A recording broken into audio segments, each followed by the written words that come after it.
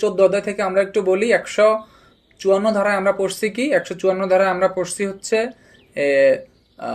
এজাহার। ঠিক আছে, এজাহার কিভাবে লিপিবদ্ধ করতে হয়, এজাহারে কি কি বিষয় লিপিবদ্ধ থাকে, এগুলো আমরা পড়ছি 154-তে।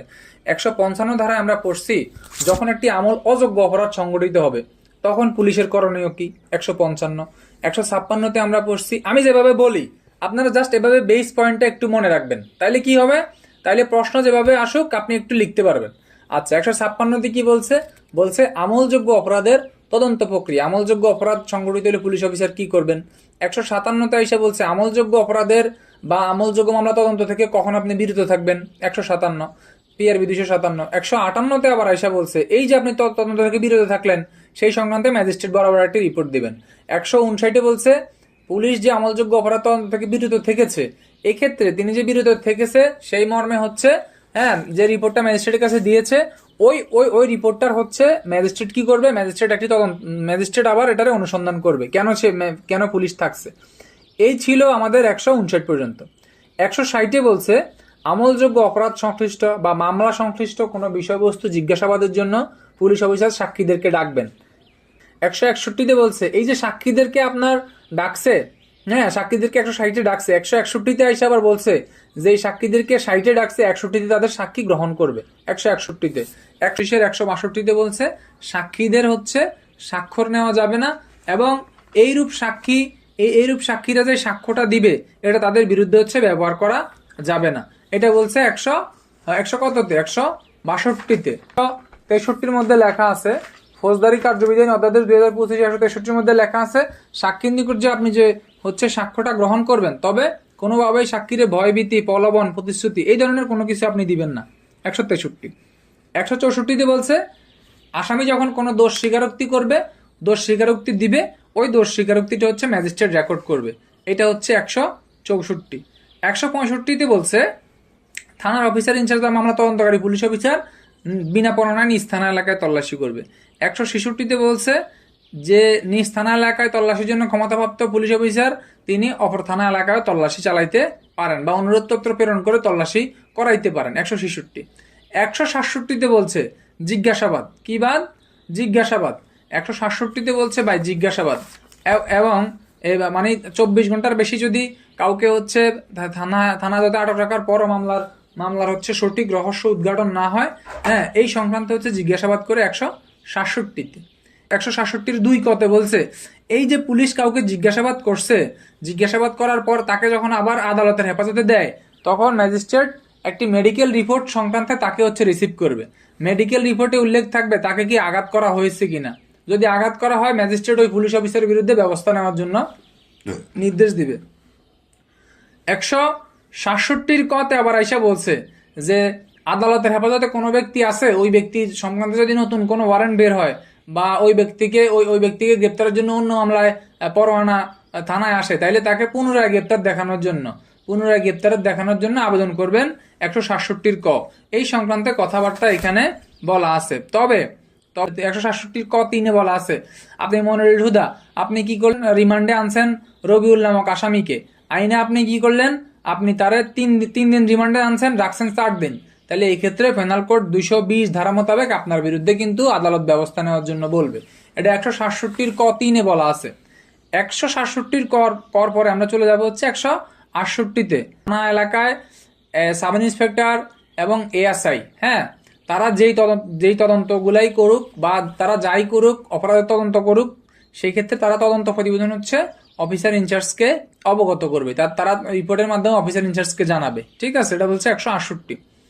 169-এ কি বলছে ভাই, 169-এ বলছে এই যে মনে করেন আপনি অধ্যায় 14 অনুসারে মামলা তদন্ত করতে গিয়ে আপনি কাউকে গ্রেপ্তার করলেন, ঠিক আছে, গ্রেপ্তার করার পর তার বিরুদ্ধে কোনো সাক্ষ্য প্রমাণ আপনি দাঁড় করাতে পারতেছেন না, তাকে আপনি বিনা পরোয়ানায় গ্রেপ্তার করে নিয়ে আসছেন, তাকে সন্দেহভাজন জিজ্ঞাসাবাদ করতে নিয়ে আসছেন, তাকে আটক করলেন, এখন তাকে আপনি কি করতে পারবেন, কোনো কিছুই আপনি হচ্ছে তার বিরুদ্ধে প্রমাণ দাঁড় করাতে পারতেছেন না, তখন আপনার কি হবে, তখন আপনার কাছ থেকে মুসলেখা নিবে যে এই মামলা যদি পরবর্তীতে সংদিগ্ধ কোনো বিষয় তৈরি হয় তোমাকে নিয়ে, তুমি ডাকা মাত্রই আমার কাছে অথবা সংশ্লিষ্ট আদালতে তুমি হাজির হবা, এই মর্মে একটা মুসলেখা সে দিয়ে আপনি ওই ব্যক্তিকে ছেড়ে দিবেন। 169-এ 170-এ বলছে আপনি মামলা তদন্ত করতে গিয়ে কাউকে বিনা পরোয়ানায় গ্রেপ্তার করলেন, আটক করলেন, জিজ্ঞাসাবাদ করলেন। জিজ্ঞাসাবাদ করার পরে আপনার কাছে মনে হয়েছে যে না, এই মামলার অপরাধের সাথে সে জড়িত, হ্যাঁ, তাকে তো মুক্তি দিবেন, আপনি মুসলেকা নিয়ে মুক্তি দিয়ে দিবেন, মুসলেকা নিয়ে আপনি মুক্তি দিয়ে দিবেন, ঠিক আছে। এখন 169 এসে বলছে, এই যে মনে করেন আপনি কাউকে ধরে আনছেন মামলা তদন্ত করতে গিয়ে, ধরার পরে দেখলেন যে না, সে অপরাধের সাথে জড়িত। যখন এই ধরনের দেখবেন, দেখার পরে আপনি কি করবেন, আপনি হচ্ছেন তাকে পর্যাপ্ত সাক্ষ্য প্রমাণ সহকারে প্রতিবেদন দিয়ে ম্যাজিস্ট্রেটের বরাবর আপনি প্রেরণ করবেন, এবং এই বিষয়াদি আপনি কিন্তু ওই যে মামলার কেস ডায়েরিতে উল্লেখ করবেন। মামলার কেস ডায়েরি আমরা আজকে পড়বো ইনশাল্লাহ। এখন 170(2) আরো বলছে, যেই সাক্ষী মামলা প্রমাণ অপমান করার জন্য সাক্ষী দিবে, ওই সাক্ষীর নিকট হইতে একটা মুসলেখা নেবেন যে সে সংশ্লিষ্ট মামলা প্রমাণ করার জন্য আদালতে যথাসময়ে হাজির থাকবে, ঠিক আছে। এই 170(2) এই কথা বলছে। 170 পরে আজকে আমাদের আলোচ্য বিষয় হচ্ছে 171, ঠিক আছে। তাহলে আমরা এতদিন ধরে কি জানছি? এতদিন ধরে জানছি হচ্ছে 171 হচ্ছে আদালত হচ্ছে বাদী বা সাক্ষী অবাধ্য। আজকে একজনে প্রশ্ন করছে, ভাই ফরিয়াদি কি? ফরিয়াদি হচ্ছে ভাই, ফরিয়াদি হচ্ছে বাদী। যাহাই বাদী তাহাই ফরিয়াদি। বাদী হচ্ছে সেই যে মামলায় আপনার আইনের কাছে সাহায্য চায়, সেই হচ্ছে বাদী। 171-এর মূল কথা হচ্ছে, ফরিয়াদি বা সাক্ষীকে হচ্ছে পুলিশের সাথে যেতে বলা যাবে না। অর্থাৎ আপনি যে মামলায় একজনের সাক্ষী করছেন, করার পরে এখন আদালত নির্দিষ্ট ডেটে তাকে ডাকছে সমন দিয়ে ডাকার পরে আপনি তারা কি করতে পারবেন না, আপনি হচ্ছে বাদী এবং সাক্ষীকে আপনি পুলিশের সাথে যাইতে পারবেন না, তারা আলাদাভাবে যাবে। এই কথাটাই কিন্তু 171-এর মূল কথা। তবে 171-এর সূচি হিসেবে আপনি কিভাবে মনে রাখবেন? সূচি হিসেবে মনে রাখবেন যে অবাধ্য ফরিয়াদিকে, মানে অবাধ্য বাদীকে বা অবাধ্য সাক্ষীকে, হ্যাঁ, আপনি হচ্ছে বিনা পরোয়ানায় গ্রেপ্তার করে আপনি বিজ্ঞ আদালতে প্রেরণ করতে পারবেন। তবে এক্ষেত্রে আপনাকে খেয়াল রাখতে হবে, কখনোই আপনি সাক্ষীকে গ্রেপ্তারের সময় তাকে হাতকড়া ব্যবহার করতে পারবেন না, ঠিক আছে। কোন কোন ক্ষেত্রে গ্রেপ্তারের সময় হাতকড়া ব্যবহার করা যায় না? নারীকে গ্রেপ্তার করার সময় নারীকে গ্রেপ্তার করার সময় যাবে না, শিশুকে গ্রেপ্তার করার সময় যাবে না। তারপরে হচ্ছে আপনার এই যে অবাধ্য ফরিয়াদি বা সাক্ষীকে গ্রেপ্তার করার সময় কি তাকে কি পরানো যাবে না? হ্যান্ডকাপ পরানো যাবে না, ঠিক আছে। একবার কিন্তু বিভাগীয় পদোন্নতি পরীক্ষায় একটা প্রশ্ন আসছিল যে ডাকাত সর্দারিনী অমুককে গ্রেপ্তার করার সময়, হ্যাঁ, পুলিশ অফিসার উপায়ন্তর না পেয়ে তাকে হচ্ছে করে হ্যান্ডকাপ পরায়।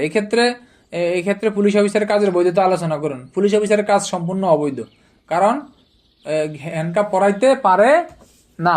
171 ধারাটা যাই কিছু বলছে এখানে, হ্যাঁ, ফরিয়াদি মানে বাদী বা সাক্ষীকে ম্যাজিস্ট্রেট আদালতে পুলিশের সহিত যেতে বাধ্য করা যাবে না।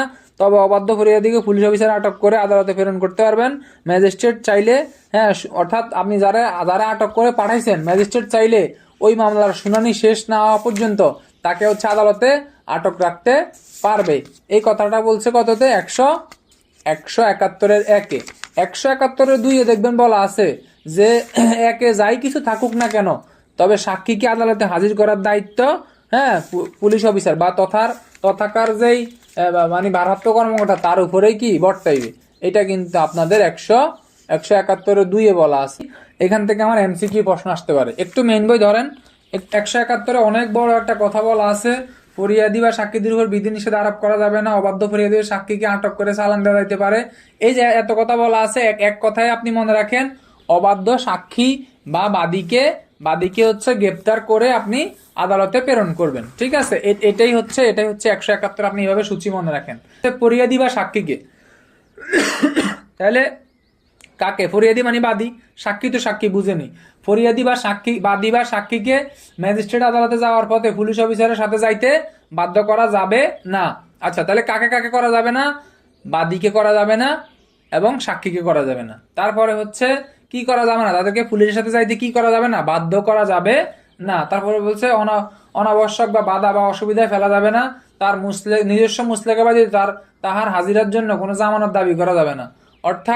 অর্থাৎ আপনি যে ওই যে 170-এর 2-এ মুসলেখা নিছেন, আপনি অমুক তারিখে আদালতে আপনি কি দিবেন? সাক্ষী দেওয়ার জন্য হাজির থাকবেন, এই মুসলেখাটাই আপনি নিবেন, কিন্তু সাক্ষীর কাছ থেকে কোনো জামানত গ্রহণ করতে পারবেন না যে এত টাকার বিনিময়ে আপনি সাক্ষী দিবেন। এই ধরনের কোনো জামানত আপনি গ্রহণ করতে পারবেন না।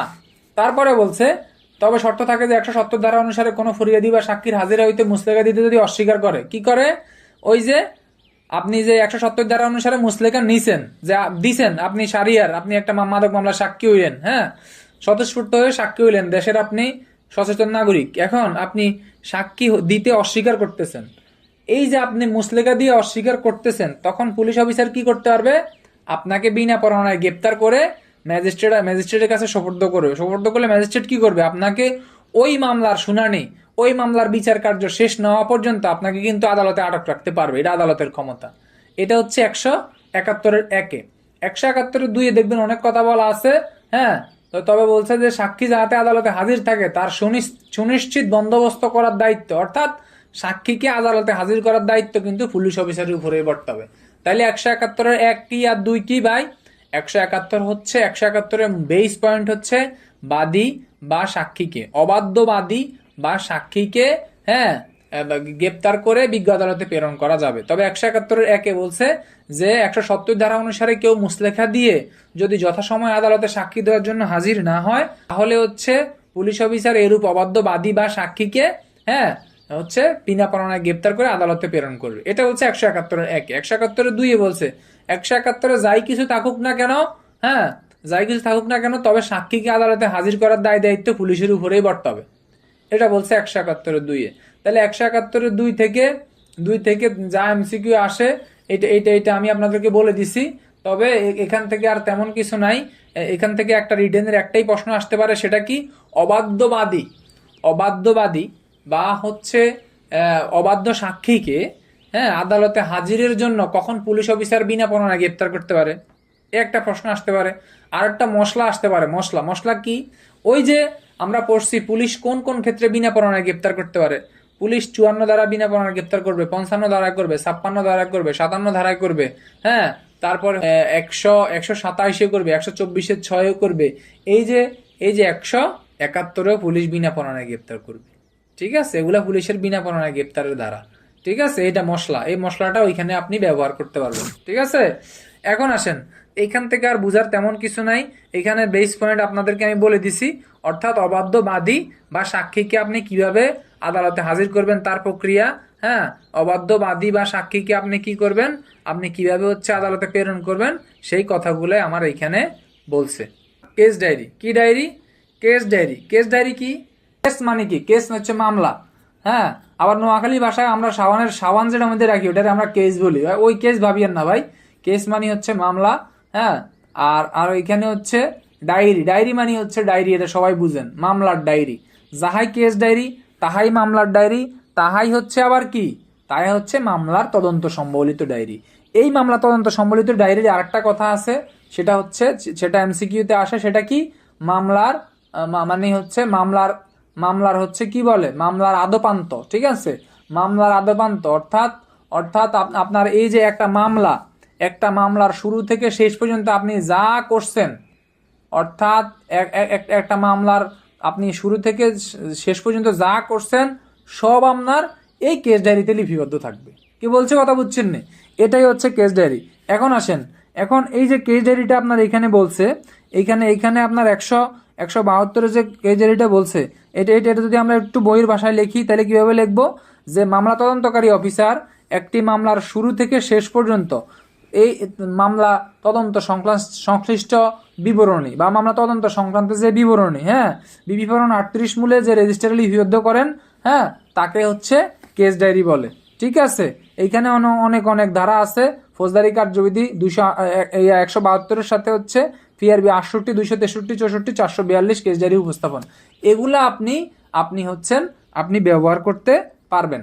তবে আপনাদেরকে আগে জানতে হবে কেস ডায়েরিটা কি। তাহলে আমরা কেস ডায়েরি সিম্পল ভাষায় বুঝি কি, যে একটা মামলা, যখন আপনি মামলা তদন্ত কিভাবে শুরু করলেন, কোথায় গিয়ে শেষ করলেন, হ্যাঁ, কখন আপনি এজাহারটা কখন প্রাপ্তি হয়েছে, তদন্ত কোথা থেকে শুরু করলেন, কোথায় গিয়ে শেষ করলেন, হ্যাঁ, কোন স্থানে তদন্ত করলেন, হ্যাঁ, তদন্ত করে কি পেলেন, হ্যাঁ, তারপরে তদন্তের সময় কে কার সাথে কি কথা বলছেন, তদন্তের সময় আসামিকে মুসলেকা নিয়ে ছেড়ে দিয়েছেন কিনা, তারপরে কয়জন আসামি তদন্ত করে কয়জন আসামি গ্রেপ্তার করে বিজ্ঞ আদালতে আপনি চালান করছেন, হ্যাঁ, এই যে যত কথা আছে, মামলার ভিতরে যত কথা আছে সব কথা আপনি ওখানে উল্লেখ করবেন। ইউনিয়ন পরিষদের চেয়ারম্যান মেম্বার কোনো তথ্য আপনারা দিছে কিনা সেটা উল্লেখ করবেন, যদি কোনো গোপন তথ্য দেয় সেগুলো উল্লেখ করবেন। ঠিক আছে, এই এই এই সকল কথাই কিন্তু আপনার আপনার হচ্ছে কেস ডায়েরিতে কি আপনার উল্লেখ থাকবে। কি বলছি কথা, একটা মামলা তদন্ত করতে গিয়ে আপনি কোথায় কি করলেন, কতদূর অগ্রগতি হলো, সকল কিছুই আপনার কেস ডায়েরিতে উল্লেখ থাকবে। এখন একটা এমসিকিউ বারবার পদোন্নতি পরীক্ষা আসে, সেটা কি, কেস ডায়েরি হচ্ছে কিভাবে লিখতে হয়, প্রতিদিনের কেস ডায়েরি প্রতিদিন লিখতে হয়। এখান থেকে এমসিকিউ আসতে পারে কেস ডায়েরি কয় কপির, কেস ডায়েরি হচ্ছে 2 কপির। কেস ডায়েরির হচ্ছে বাংলাদেশ ফরম নং কত, বাংলাদেশ ফরম নং হচ্ছে 5363। এখান থেকে এমসিকিউ আসতে পারে কেস ডায়েরির অপর নাম কি, কেস ডায়েরির অপর নাম হচ্ছে মামলা তদন্ত সম্বলিত ডায়েরি। এখান থেকে এমসিকিউ আসতে পারে ইউনিয়ন পরিষদের চেয়ারম্যান মেম্বার যদি পুলিশকে কোনো তথ্য দিয়ে সহযোগিতা করে, এটা ইয়ার বিবরণ কোথায় উল্লেখ থাকবে, মফস্বল ডায়েরিতে, তারপরে হচ্ছে তারপরে উল্লেখ থাকবে হচ্ছে জেনারেল ডায়েরিতে, কেস ডায়েরিতে উল্লেখ থাকবে জেনারেল ডায়েরিতে। তারপরে বলছে যে এখানে কেস ডায়েরিতে সাধারণত এটা বড় প্রশ্ন, কেস ডায়েরিতে সাধারণত কোন কোন বিষয়গুলো লিপিবদ্ধ করতে হয়, লিপিবদ্ধ করতে হয় মামলা তদন্তকারী অফিসার অপরাধের সংবাদ, থানায় পৌঁছানোর তারিখ এবং সময়, তারপরে হচ্ছে ঘটনাস্থলে রওনা হওয়ার তারিখ এবং সময়, মামলা রুজুর তারিখ ও সময়, তারপরে হচ্ছে কেস ডায়েরির বাম পাশ থেকে মূলত তদন্ত কেস ডায়েরি লেখা শুরু করতে হয়। তার তদন্তকালে তিনি কোন কোন স্থান পরিদর্শন করছেন, পরিদর্শনকালে কোথায় কোথায় থাকছেন, এই সকল বিষয় হচ্ছে কেস ডায়েরির বিবরণে কেস ডায়েরিতে লিপিবদ্ধ করতে হয়। তারপরে বলছে বিধির হচ্ছে 103 যদি আপনি কোনো মামলা তদন্ত করতে গিয়ে যদি কোনো স্থান যদি আপনি তল্লাশি করেন, এটার বিবরণ আপনি উল্লেখ করবেন। 165-তে কোনো স্থান তল্লাশি করলে উল্লেখ করবেন। 161 ধারায় কোনো মামলা তদন্তকালে যদি কোনো সাক্ষীর সাক্ষ্য গ্রহণ করবেন, সাক্ষীর সাক্ষ্য গ্রহণ করেন, এই যে করলেন আপনি, এই বিষয়গুলো আপনাকে কেস ডায়েরিতে উল্লেখ করতে হবে। এখানে আরো একটা এমসিকিউ, চাঞ্চল্যকর কোনো মামলা মানে এসআর মামলা, কি মামলা, পিআরবি 53-তে আসে দেখবেন যে স্পেশাল রিপোর্ট মামলা, অর্থাৎ ভার্নারেবল যে মামলাগুলা, কয়দিন আগে লক্ষ্মীপুরে এক জায়গার মধ্যে, লক্ষ্মীপুরের রামগঞ্জ থানায় এক বাসার মধ্যে 2 জনের গলা কেটে হচ্ছে তাদের পরবর্তীতে হচ্ছে ডিটেক্ট হয়েছে তাদের হচ্ছে ওই যে মেয়ের সম্পর্কে মামাতো ভাই হয়, ভিকটিমের মামাতো ভাই, ফুফাতো ভাই, ভিকটিমের ফুফা, তার ভিকটিম যে এবং ভিকটিমের মারে বাসার মধ্যে জবাই করে চলে গেছে। এই যে চাঞ্চল্যকর গণধর্ষণ বা ডাবল মার্ডার, ট্রিপল মার্ডার, এই ধরনের মার্ডারগুলা হয় বা এই ধরনের চাঞ্চল্যকর যে মামলাগুলো হয়, এগুলা হচ্ছে আপনার এসআর মানে স্পেশাল রিপোর্ট মামলা ঘোষণা করে হচ্ছে পুলিশ সুপার। যখন এই যে স্পেশাল রিপোর্ট মামলা ঘোষণা করবে, তখন কিন্তু কেস ডায়েরিটা হয়ে যাবে 3 কপির। কেস ডায়েরিটা সাধারণত 2 কপির, মনে রাখেন এমসিকিউর জন্য। স্পেশাল রিপোর্ট মামলায় কেস ডায়েরি কয় কপির, 3 কপির। এখন আসেন, এখন এখান থেকে আর কি আসে, স্পেশাল রিপোর্ট মামলা ঘোষণা করে এসপি বলছি। তারপরে বলছে কি যে সিডির মূল কপি, চার্জশিট এবং ফাইনাল রিপোর্টের সাথে কোর্টে প্রেরণ করতে হবে মামলা নিষ্পত্তি নেওয়া পর্যন্ত। সিডি কয়দিন, সিডি মানে কেস ডায়েরি হচ্ছে কয়দিন গোপন নথি হিসেবে থাকবে ভাই, কেস ডায়েরি হচ্ছে গোপন নথি হিসেবে থাকবে আপনার মামলার নিষ্পত্তি, মামলার চূড়া আপিল সহ চূড়ান্ত নিষ্পত্তি নেওয়া পর্যন্ত। ওসি প্রদীপের মামলা কিন্তু এখনো চলমান, ওইটার কেস ডায়েরি কিন্তু এখনো গোপন নথি হিসেবে গণ্য। দায়ের আদালত ওসি প্রদীপের রায় দিছে মৃত্যুদণ্ড, কিন্তু ওই মামলার যে কেস ডায়েরিটা ওটা এখনো গোপন নথি হিসেবে গণ্য হবে, কারণ ওইটার সে হাইকোর্টে আপিল করছে। এই যে ওসি প্রদীপ আপিল করছে, আপিল সহ মামলা তার এখনো চূড়ান্ত রায় আসে নাই। যেদিন চূড়ান্ত রায় আসবে, আর রায় ঘোষণা হয়ে যাবে, তখন থেকে কেস ডায়েরি আর গোপন নথি হিসেবে গণ্য হবে না। এই কেস ডায়েরি হচ্ছে মামলার আপিল সহ চূড়ান্ত নিষ্পত্তি নেওয়া পর্যন্ত এটি রাষ্ট্রীয় গোপন দলিল হিসেবে গণ্য হবে। বলছে যে কেস ডায়েরি সাধারণত বাংলা এবং ইংরেজিতে লিপিবদ্ধ করতে হয়।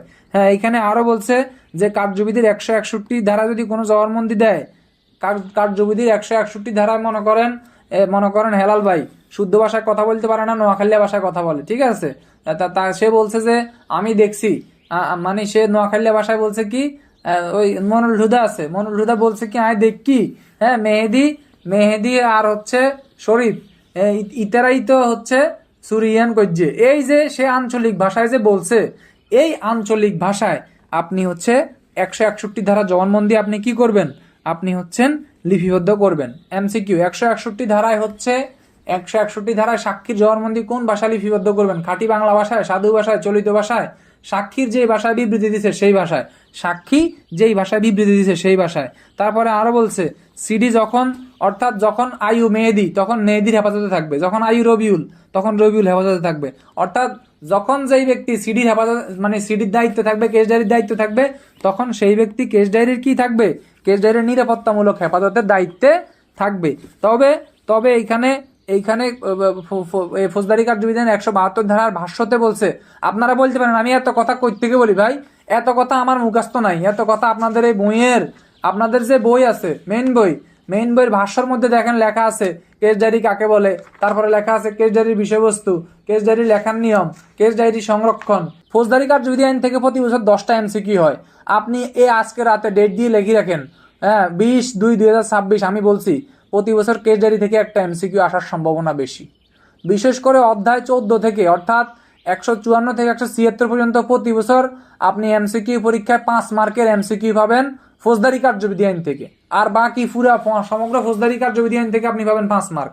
ঠিক আছে, তাই আমি বারবার বলি অধ্যায় 14টা বারবার পড়বেন, যতবার রিডিং করবেন ততবার আপনার আইনের বেসিক উন্নত হবে, আর বেসিক উন্নত হলে আপনি যে কোনো প্রশ্ন ধরতে পারবেন। এই যে পিআরবি 68-তে আবার আইসা বলছে কেস ডায়েরি সম্পর্কিত কিন্তু চারটা বিধি আছে, হ্যাঁ 68, 263, 64 আর পিআরবি 442, আর এই দিকে আছে হচ্ছে আপনার ফৌজদারি কার্যবিধান 172। এই একটা ধারা 4টা বিধি, এগুলা থেকেই কিন্তু আপনার কেস ডায়েরি সম্বলিত কথা বলা আছে। ঠিক আছে, তাহলে এখান থেকে আবার একটা বড় প্রশ্ন আমরা একটু আগে দেখছি যে কেস ডায়েরিতেই সাধারণত কি কি বিষয় লিপিবদ্ধ করা হয়। ঠিক আছে, তারপরে হচ্ছে আরেকটা বড় প্রশ্ন, বলছে কেস ডায়েরি কে কে দেখতে পারে। কেস ডায়েরি দেখতে পারে কে, মামলার আয়ু দেখতে পারে, থানার ওসি দেখতে পারে, ওসির ঊর্ধ্বতন যে কোনো পুলিশ অফিসার দেখতে পারে, কোর্ট পুলিশ অফিসার দেখতে পারে, পুলিশ অফিসার কেরানি দেখতে পারে। এগুলা যেমন রিটেনের জন্য তেমনি এমসিকিউর জন্য নিম্নের কে কে কেস ডায়েরি দেখতে পারবে, তাহলে কিন্তু এগুলো আপনাকে মুখস্থ রাখতে হবে। তারপরে বলছে পুলিশ সুপার নিজে অথবা পুলিশ সুপারের নিকট হতে ক্ষমতাপ্রাপ্ত অপর যে কোনো অফিসারও কি কেস ডায়েরি দেখতে পারে। তবে কিন্তু এখানে 68-র খতে একটা কথা বলা আছে, দেখবেন সেটা বলছে কি যে পুলিশ সুপার অনুমতি দিলে পুলিশ সুপার ব্যতীত অন্য কোনো ব্যক্তিকে হচ্ছে কি কেস ডায়েরি দেখার অনুমতি দিতে পারে। তাহলে কার অনুমতিতে কোনো ব্যক্তিও কেস ডায়েরি দেখতে পারবে, পুলিশ সুপারের অনুমতি দিলে। আর তারপর তালাবদ্ধ করে রাখতে হবে, ডাকযোগে প্রেরণ করতে হলে এমসিকিউ। এটা যারা পুরাতন পরীক্ষা দিয়েছে তারা জানে এগুলা সব এমসিকিউ আখড়া, এগুলা থেকে বুড়ে এমসিকিউ পদোন্নতি পরীক্ষা আসে ভাই। আচ্ছা, যে কেস ডায়েরি যখন আপনি ডাকযোগে প্রেরণ করবেন এক জায়গা থেকে আরেক জায়গায়, আপনি কিন্তু উপরে লিখে দিবেন সিডি বা কেস ডায়েরি। তারপরে বলছে যার নামে সিডি প্রেরণ করা হবে তিনি ব্যতীত অপর কেউ খাম খুলতে পারবে না।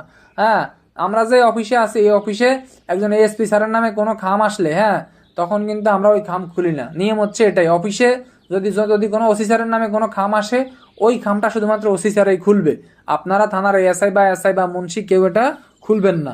আচ্ছা, তারপরে বলছে কি এখানে একটা এমসিকিউ, কেস ডায়েরি সংরক্ষণ করার জন্য তদন্তকারী পুলিশ অফিসার দলিল বাক্স পাবেন, তবে সার্কেল ইন্সপেক্টর এবং কোর্ট অফিসার এরা কি পাবে, এরা একটা করে আলমারি পাবে। কোর্টে সার্কেল ইন্সপেক্টর এবং কোর্ট ইন্সপেক্টর তারা কি পাবে, তারা কেস ডায়েরি সংরক্ষণ করার জন্য হচ্ছে আলমারি পাবে। তবে মামলার যে আয়ু থাকবে, হ্যাঁ মামলা তদন্তকারী পুলিশ অফিসার থাকবে, তিনি কিভাবে, তিনি একটা দলিল বাক্স পাবে কেস ডায়েরি রাখার জন্য। এগুলাই দেখবেন 171-এর ভাষ্যের মধ্যে আছে। আপনি যখন একটু পড়বেন মেইন বইটা পড়বেন, আপনার কাছে মেইন বইটা পানির মতো সহজ লাগতেছে, আপনি পড়বেন। যে বলে ভাই আমি আইন বুঝি না, যে বলে ভাই আমার মাথায় ঢুকে না, তার মাথায়ও কিছু না কিছু ঢুকবে। পিআরবি 68, তারপরে 263, 64 এবং 442। এখন যদি কেস ডায়েরি থেকে একটা প্রশ্ন দিই আমি আপনাদেরকে, প্রশ্ন কেস ডায়েরি কাকে বলে, কেস ডায়েরি সংরক্ষণের পদ্ধতি লিখুন। প্রশ্ন কেস ডায়েরি কাকে বলে, কেস ডায়েরি কে কে দেখতে পারেন। প্রশ্ন কেস ডায়েরি মামলা তদন্ত সম্বলিত ডায়েরি কাকে বলে। হ্যাঁ, মামলা প্রমাণে এবং অপ্রমাণে এর ভূমিকা কি। ঠিক আছে, যদি এই ধরনের প্রশ্ন দেয় আপনারা আশা করি লিখতে পারবেন। হ্যাঁ, একটু কমপ্লিকেটেড হয়ে যায় এইসব প্রশ্ন, তবে আপনারা কোর্স স্টুডেন্ট যেহেতু বা অনেকে একবারে জানান না যেহেতু একটু হচ্ছে এই মেইন বইটা আবার একটু পড়বেন। হ্যাঁ, পড়লে দেখবেন এগুলো একবারে ক্লিয়ার হয়ে যাবে। মামলা তদন্তকারী পুলিশ অফিসার স্মৃতি পুনরুজ্জীবিত করার জন্য, হ্যাঁ স্মৃতি অর্থাৎ মেহেদি একটা মামলা কেস ডায়েরি লিপিবদ্ধ করছে, তখন সে কোতোয়ালি থানার সিআরবি বাড়ির হচ্ছে আইসি ছিল, ওইখানে একটা মাদক মামলা দিছে। এখন মেহেদির পোস্টিং হয়ে গেছে সিলেট লালাবাজার। হ্যাঁ, সিলেট লালাবাজার যে মেহেদি আছে, এখন মেহেদি এই মামলাটা দিছে 2018 সালে, হ্যাঁ সাক্ষী রাখছে 2024 সালে। এখন এই যে মেহেদি আইসা আগে কেস ডায়েরিটা দেখবে যে এইখানে কারে কারে আসামি দিছে, কারে কারে ধরছে, হ্যাঁ মানে ইয়াবা কয় পিস ছিল, এই যে এইভাবে বিস্তারিত বিবরণ সম্পর্কে মেহেদী তার স্মৃতি পুনরুজ্জীবিত করার জন্য দেখতে পারবে। এবং এবং এবং এখানে আরো বলছে, মেহেদী যে মনে করেন তখন লিখছে যে ওই যে মনে করেন নাজমুল নামক ব্যক্তির আসামির পকেট থেকে বাম পাশের পকেট থেকে 200 পিস ইয়াবা পাওয়া গেছে, তখন সে কিন্তু কেস ডায়েরিতে এটা লিপিবদ্ধ করা আছে, এটা সে দেখেই কিন্তু সাক্ষী দিচ্ছে। তখন আদালতে কি করবে, এই যে সে সাক্ষী দিচ্ছে, সে যদি আইসা আবার বলে 6 বছর পরে না না তার তো 200 ইয়া ছিল না, ছিল 150, তখন ওই যে তার যে সে যে পূর্বে বলছে এই কথাটা কিন্তু বিরুদ্ধ পক্ষ, তাকে কিন্তু এগুলো আসলে এখন বললে একটু কঠিন লাগবে, এগুলো সাক্ষ্যয়ন পড়াইলে একবারে পানির মতো আপনারা বুঝতে পারবেন। তবে তবে আপনারা এটা মনে রাখেন, কেস ডায়েরি আমাদের বিভাগীয় পদোন্নতি পরীক্ষার জন্য খুবই খুবই খুবই ইম্পর্টেন্ট একটা ইস্যু। কেস ডায়েরি কাকে বলে, কেস ডায়েরি দেখি কি বিষয় লিপিবদ্ধ করা হয়, কেস ডায়েরি কে কে দেখতে পারেন, হ্যাঁ এই এই প্রশ্নগুলা, কেস ডায়েরি সংরক্ষণের দায়িত্ব, হ্যাঁ কেস ডায়েরি লেখার নিয়ম, হ্যাঁ এগুলাই কিন্তু আমাদের পদোন্নতি পরীক্ষা ঘুরিয়ে পেঁচিয়ে কিন্তু প্রশ্ন এগুলাই আসে। কোন আদালত মামলার ডায়েরি তলব করতে পারে? আপনার প্রশ্নের উত্তর দেখবেন এই যে এখানে দেওয়া আছে 172-এর 2 নাম্বার পয়েন্টের 3 নাম্বার লাইনে দেখবেন দেওয়া আছে। একবার আপনি যে প্রশ্নটা করছেন এই প্রশ্নটা কিন্তু হুবহু এখানে দেওয়া আছে। বলছে যে এই ডায়েরি সংশ্লিষ্ট মামলার সাক্ষ্য প্রমাণ হিসেবে গ্রহণ করিয়া বা অনুসন্ধান করিয়া বিচারের সহায়ক হিসেবে ব্যবহার করতে পারেন। কেবল আদালত ডায়েরি দেখিয়েছেন বা উহার প্রসঙ্গ উল্লেখ করিয়াছেন বলে আসামি বা তার প্রতিনিধি উহা চাইয়া বা পাঠাইয়া বা দেখিবার অধিকারী হবে না। অর্থাৎ যেই আদালতের কথা এখানে বলা আছে মামলাটা বিচারাধীন, ঠিক আছে, ওই আদালত হচ্ছে মামলার ডায়েরি দেখতে পারেন, তবে কোন দলিল হিসেবে থাকবে এটা হচ্ছে বিরুদ্ধ পক্ষকে কিন্তু দেওয়া যাবে না। এই কথাগুলাই কিন্তু এখানে বলা আছে। এখানে লেখা সিডির মূল কপি মামলার চার্জশিট বা ফাইনাল রিপোর্টের সাথে কোর্টে প্রেরণ করতে হবে। হ্যাঁ চার্জশিট এবং ফাইনাল রিপোর্ট কি, এবং এটা মানে এই বিষয়টা একটু জানতে চাই। চার্জশিট এবং ফাইনাল রিপোর্ট আমরা এখন পড়বো ভাই, এখন পড়বো 173-এ পড়বো। কেস ডায়েরিতে মানে যেসব বিষয় লিপিবদ্ধ থাকে একটা, আর এটা হচ্ছে কেস ডায়েরি লিপিবদ্ধ করার নিয়ম, এবং হচ্ছে কেস ডায়েরি যেখানে প্রেরণ করতে হয়, এই ধারাগুলো যখন আসবে তখন আমরা কি শুধুমাত্র 172 লিখবো, টিআরবি 264 লিখবো, নাকি 172 ক মানে কিভাবে লিখবো এটা? আপনি ক খ লেখার দরকার নাই, আমি সরাসরি সবাইকে বলে দেই, আপনার 1-2 লেখার দরকার নাই পরীক্ষার হলে। আপনার তো পরীক্ষার হলে 1-2 মনে থাকবে না রে ভাই, আপনি মূল ধারাটাই দিবেন, ঠিক আছে। কেস ডায়েরি সম্বলিত যখন আপনার প্রশ্ন আসবে, আপনি হচ্ছে 172-এর সাথে পিআরবি 68 দিবেন, 263 দিবেন, 264 দিবেন।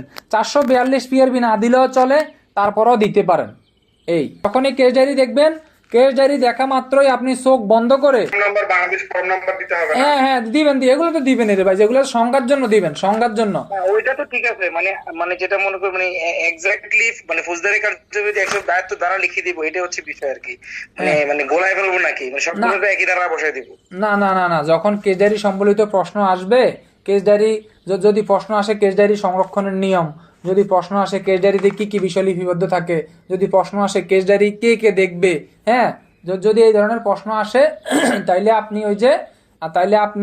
এই যে 68 পিআরবি 68, 263, 64 দিলেই হবে। হ্যাঁ 442-এ মূলত কেস ডায়েরি উপস্থাপনের বিষয় বলছে, তো এইটা আপনি দিলেও চলে না দিলেও চলে।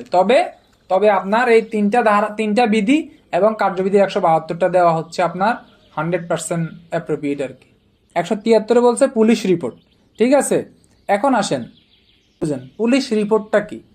পুলিশ রিপোর্ট হচ্ছে আমি মনে করেন আমি একটা মামলার আয়ু, আমি একটা মামলার আয়ু, আমি কি করলাম, একটা মামলা তদন্ত করলাম।